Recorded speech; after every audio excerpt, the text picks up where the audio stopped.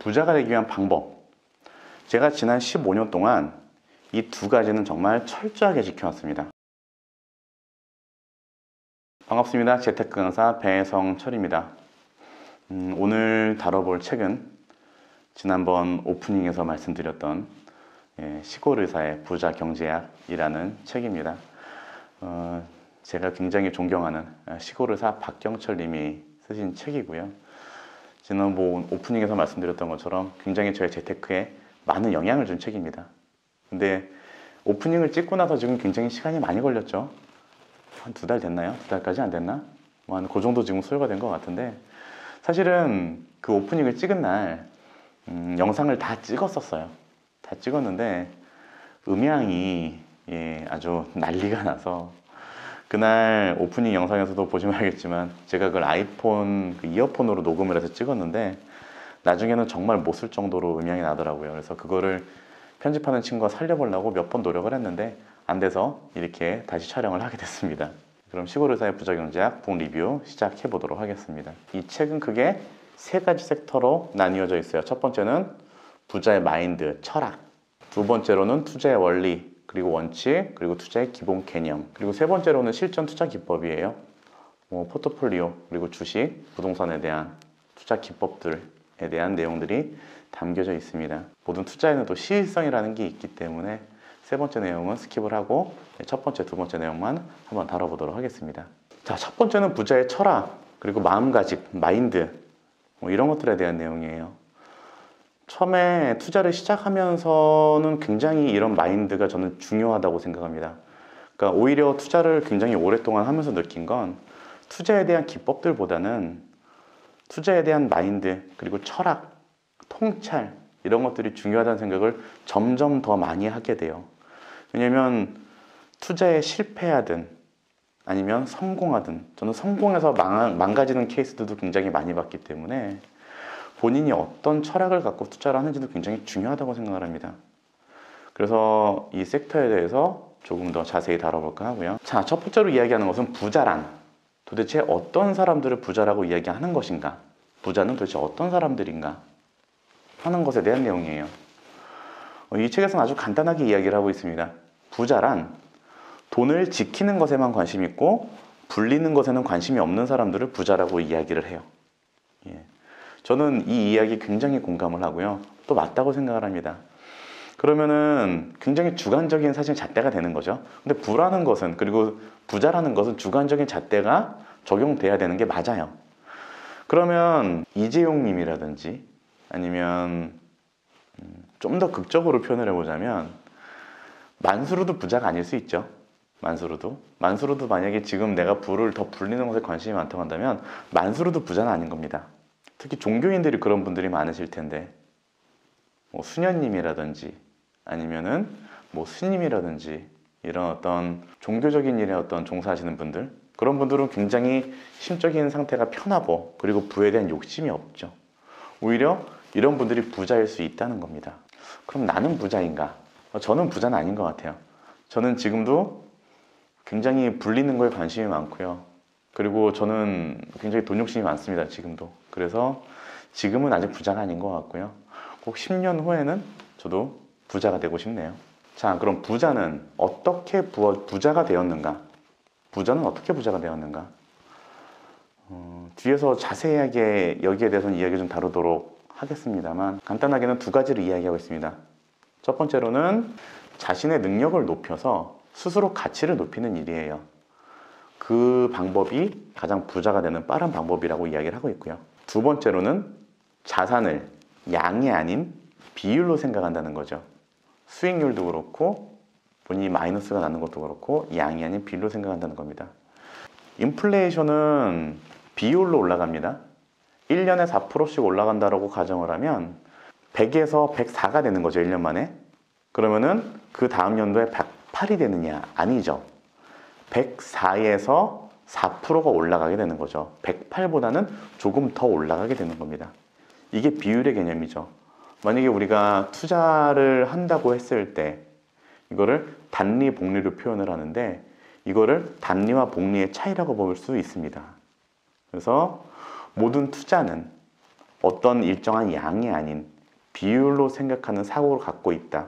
그리고 그런 사고로 접근을 해야지만 부자가 될 수 있다라고 이야기를 합니다. 자, 그리고 어떻게 보면 이 이야기가 이 책에서 가장 메인으로 하고 싶은 이야기, 이 책에서 가장 강조하고 싶은 이야기인데요. 금리에 대한 이야기입니다. 부자는 절대로 금리를 만만하게 보지 않습니다. 전체 투자의 어떤 역사, 미국과 한국 마찬가지로 투자 역사 100년 정도로 놓고 봤을 때 가장 수익이 낮았던 거는 주식이고요. 그거보다 수익이 조금 더 좋았던 건 부동산, 그리고 그거보다 수익이 조금 더 좋았던 건 채권, 그리고 가장 수익이 좋았던 건 복리예금이라고 합니다. 사실 여기에 대한 반박 자료들은 굉장히 많아요. 그리고 여기에 대해서 절대 인정 못하겠다 하는 사람들도 많이 있습니다. 그래서 저도 그 자료들을 좀 다 찾아봤어요. 찾아봤는데 또 그 사람들이 하는 말이 맞아요. 왜 그러냐면 어떻게 구간을 자르느냐에 따라 좀 달라집니다. 지금 여기서 박경철 님이 이야기하는 어떤 복리예금이 1등이다라고 이야기를 하는 건 100년에서 200년 정도로 놓고 이야기를 하는 거기 때문에 사실은 여기서 정말로 그 정도 긴 기간 동안의 데이터로 잘라놓고 본다면 이 책에 나온 내용이 맞아요. 하지만 뭐 투자 역사 그렇게 길지 않다 라고 생각해서 30년, 50년, 또 10년 이렇게 자르면 당연히 순위는 변동하게 되어 있습니다. 하지만 이 책에서 이야기하고 싶었던 거는 그거 같아요. 그러니까 복리예금이 답이니 당신들에게 꼭 복리예금 해라. 복리예금이 뭐 별게 아닙니다. 물론 은행에서 복리예금이라는 상품을 팔고 있지만 내가 받은 이자를 내가 찾거나 쓰지 않고 그 이자를 재투자를 계속하면 그게 복리예금이 되는 거예요. 그래서 그 복리예금이 최고니 이걸 하라 라고 이야기를 한다기보다는 수익을 꾸준히 내는 게 굉장히 중요하다라는 걸 강조하고 싶은 거예요. 지금 방금 제가 말씀드렸던 4가지 상품, 뭐 주식과 부동산, 채권, 복리예금 중에서 수익을 100% 확실하게 주는 매년 주는 상품은 사실 예금밖에 없죠. 예, 채권도 수익 마이너스 많이 납니다. 그죠? 회사가 망하기도 하고요. 그렇기 때문에 복리예금 하나밖에 없는데 100년 동안 내가 아주 장기 투자를 한다고 했을 때 수익을 꾸준히 내는 게 얼마나 중요한지를 이야기하고 싶었던 겁니다. 저 그리고 부자의 행동 양식에 대해서 이야기를 하고 있어요. 부자는 인내심이 강하고 그리고 견눈질을 하지 않는다고 이야기를 합니다. 그건 맞는 것 같아요. 제가 만난 정말 많은 부자들, 예, 제가 생각할 때는 뭐 그분들도 부자라고 할 수는 없겠네요. 처음에 이야기한 거를 기준으로 봤을 때 그분들은 굉장히 돈이 많음에도 불구하고 아직도 돈에 대한 욕심이 많기 때문에 뭐 부자라고 할 수는 없겠습니다만, 제가 생각하는 굉장히 돈이 많은 분들의 특징은 정말로 인내심이 강합니다. 그리고 견눈질을 하지 않는 그런 특성을 가지고 있고요. 그래서 불필요한 비용을 지출한다는 거에 대해서 아주 경악해요.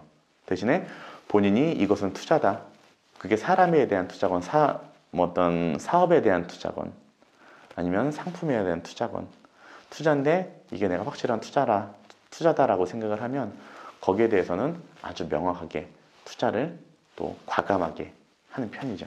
자, 그럼 우리도 부자처럼 행동하면 되느냐? 사실은 그렇지 않아요. 아까 말씀드렸던 것처럼 부자들은 불리는 것보다는 지키는 것에 관심이 더 많이 있습니다. 그렇기 때문에 부자들의 행동을 보고 그대로 따라했다가는 사실 큰 돈을 벌기는 좀 어려워요. 부자가 되어야 되고 우리는 자산을 굴려야 하는데 부자들을 따라가면은 지키는 것 정도밖에 되지 않는다는 얘기입니다. 그러면은 부자들의 생각과 아니면 행동 양식을 무시하냐? 그건 아니죠. 그들은 돈의 흐름을 잘 알고 있기 때문에 그들의 생각과 그들의 행동 양식, 투자 패턴을 이해한 다음 부자와는 다른 판단을 해야 되는 거죠.